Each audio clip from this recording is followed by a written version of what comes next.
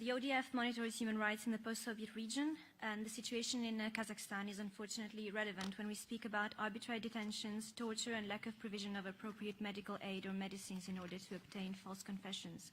In Kazakhstan, individuals can be detained only for showing support to opposition movements, such as the Democratic Choice of Kazakhstan, for their participation in a peaceful demonstration, or simply for walking on the streets with blue balloons that recall the color of the movement.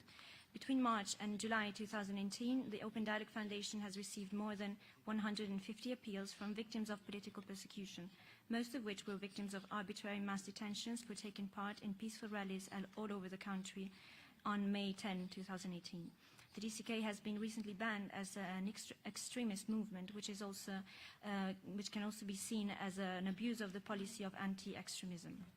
Moreover, it is very difficult to find lawyers who are willing to defend victims of political persecution and torture as a result of the systematic pressure that lawyers are subjected to. Cases of ill treatment and torture are still common in the country, despite the many international obligations. Remarkable and urgent is the case of Kazakhstani political prisoner Mukhtar Jakishev. He is currently risking his life in prison due to his extremely precarious state of health. He has already served 9 years of prison, a time during which the calls of many human rights NGOs as well as the UN Human Rights Committee to provide him with adequate medical treatment and release him have been ignored. The latest medical examinations have revealed impaired brain function. External visiting human rights missions have not been allowed to visit him. We call on authorities to urgently abide by international obligations and spare the life of Jakishev, releasing him from prison so that he can be given the appropriate medical assistance. Also, the case of Iskandar Yerimbetov is exemplary. He has complained about being tortured during his pre-trial detention, but the investigation on his case has not been thoroughly conducted and was closed.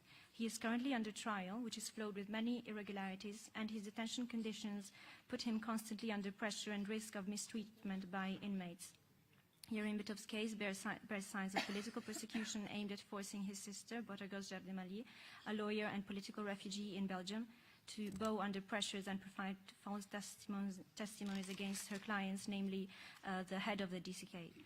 A further urgent case is that of Muratbek Tunkishbayev, who is being detained in Kazakhstan and is considered a political prisoner, and he is risking of becoming blind. We call on authorities to stop persecuting citizens for political reasons and the mistreatment of prisoners, and guarantee that they be granted the right to full medical treatment. The Open Dialogue Foundation considers it necessary for the OSCE states to apply personal sanctions on officials of member states who are responsible for systematic violations of international obligations and deliberately use torture or politically motivated persecution. And we believe that the Magnitsky list of sanctions should serve as an example of effective measures to stop impunity. Thank you very much.